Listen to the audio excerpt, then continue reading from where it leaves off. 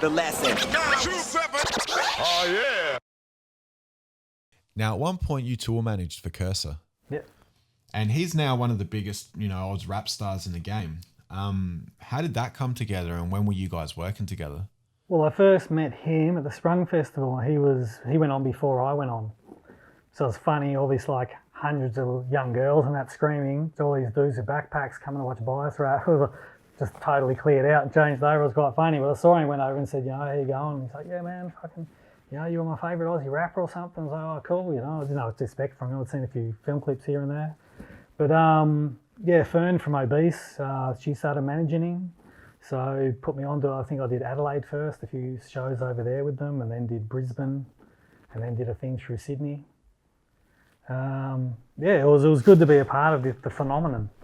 Like I remember getting to Adelaide and just sitting at the street, and they just, Kerser, you're the sickest, get all sorts of people just yelling out of cars and shit. Like I didn't know he was this famous.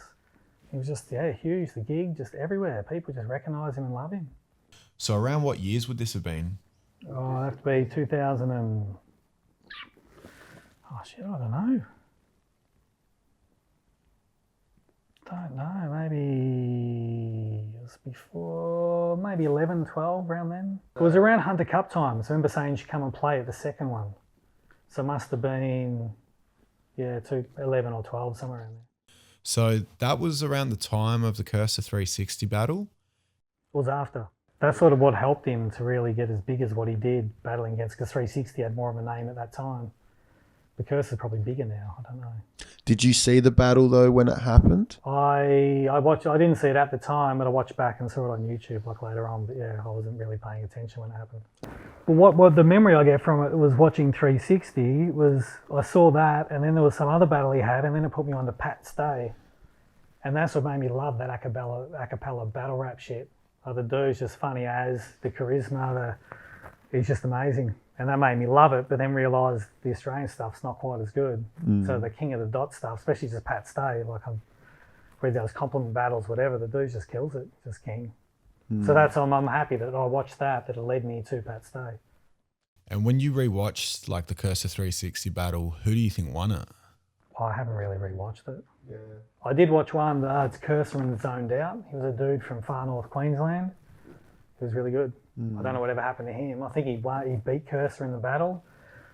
But I think he was Indigenous bloke. He just got, just the way he says his words and just good. And so when you started tour managing for Kerser, how did that role come about? I just got asked to, I think, and I was friends with Fern and stuff at the time, and said, if you want me to do it, I'll go do it. I'd met him, he seemed like a nice bloke, and just something different to do. And I think at the time it was a bit of a relationship breakup, so I was like, take my mind off things and go and do something different. Being part of the phenomenon at the time, did you see him becoming as big as he is now? Yeah, well, he always seemed so big then. Like you walk in the venue, I remember the hi-fi bar, and the entire place just screaming. We're just walking through the back door, he hasn't even got to the stage yet. I was like, fuck, everywhere you go, everyone's just stopping him, can I sign shit? Yeah, just huge. Because I guess for me, I didn't know, like I hadn't grown up following him. I was more when I got told, I'd met him and they said, tour him, that I went back and listened to the CDs to get onto it. And then so at what point did you stop tour managing for Kerser? After the Sydney leg. After, there was all like little small parts of Sydney, etc. I think I was a bit over it by then. Wasn't for me, started to feel a bit negative about it all. And just you're around a whole lot of young people, and I'm not quite the young'un anymore. And I got sort of a bit too close with friendships. I didn't sort of stick it just as manager. So I'm really happy I did it, had a good time, and I think it ended when it needed to end, and that was good. Met good people on the way, JD and Complete was on one of the tours. A couple of people didn't enjoy, but overall, got a lot of good memories. And then so when you stopped tour managing for Kerser, was he still on Obese at that time? He was never on Obese, he was just distributed by, so he was never actually on the label. Okay. I don't think, I may be wrong, but I don't think he was, But Fern working at Obese was his manager, so she was the publicist at the time. The tour managerial role, for those who would have no idea about that, what sort of things does that entail with an artist like Kerser?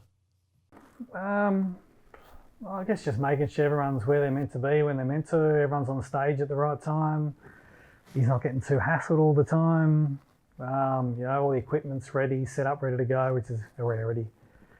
But yeah, there's a lot of hiccups here and there, but overall it went really well. I got my DJ Decide, he did a few of the gigs for them to DJ. I know he's always on point, he's got everything ready to go. Yeah, so it's, yeah, you get different depending where you go. If you're going to small little towns that don't normally do gigs, you're going to have hiccups. And then if, you know, your DJ's not coming to sound check, makes things a bit hard. And yeah, whatever else. But Kerser was always, you know, he was always there on point. He was always ready for sound check. Never missed a beat, never too drunk, nothing. He was always on point. If it got too much, sometimes we say, oh, you know, take us back to the hotel. Like, you know, it's all a bit much at the moment. Or, you know, dude's partying, just wants to go home and just, you know, just relax.